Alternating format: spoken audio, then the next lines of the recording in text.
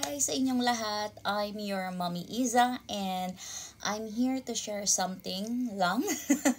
so, especially sa mga friends namin or sa mga mommy. So, share ko lang saglit. May mga friends kasi kami nagtatanong kung saan namin nabili itong mini portable fan namin. Kasi nga, 'di ba, syempre natutuwa sila kasi anywhere we go, lagi namin tong dala. So, eto nga guys, para lalo na sa mga mommy na may mga anak na baby tapos laging nagbe-brown out sa inyo, ganon. Super laking tulong neto guys. Sobra, as in sa amin nga sobrang laking tulong neto sa amin. Kasi lagi kaming nasa outdoor, ganon, nasa beach, ganyan. Tapos sobrang init, super init ng panahon ngayon. So, anywhere we go, sobrang laking tulong ng portable fan na to. So, yun nga, mga mommy, kung may mga baby kayo na pawisin, tapos may mga, or kahit hindi lang baby, may mga anak kayo na pawisin, tapos laging nagba-brown out sa inyo, guys, mga mommy, maniwala kayo sa akin, sobrang laking tulong nito talaga.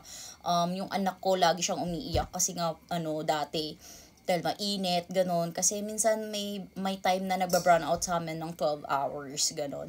So, we have to go somewhere. Pero kahit na nasa labas kami, mainit pa rin. Tapos simula nung nakabili kami nito, tas nasa labas kami, ayun, ginagamit namin to. Tas di na siya umiiyak kasi nafe-feel niya nasa bahay pa rin siya. Kasi nga eto, ang lakas din kasi. Kahit maliit siya, ang lakas ng hangin na lumalabas sa kanya. Ayan o. Tapos eto yung malakas. Ayan. Tapos, mga mami, ang kinaganda pa nito is dalawa kasi pagpipilian. May malaki, tas may maliit na battery. Tas ang kinuha namin is yung malaking battery para magagamit namin siya ng matagal. Tas charge ko lang to or ng asawa ko, charge lang namin to ng 10 hours. Tapos, medyo matagal talaga pag charge siya 10 hours. Pero nagagamit nyo rin siya ng 10 hours. So, 'di ba? So sa sobrang sa murang halaga na nagagamit nyo, sa sobrang mura na binayaran nyo, I mean, sobrang laking tulong. Proven and tested talaga to guys. Kaya sineshare ko sa inyo kasi, 'di ba, para na rin to sa mga mommies na nahihirapan.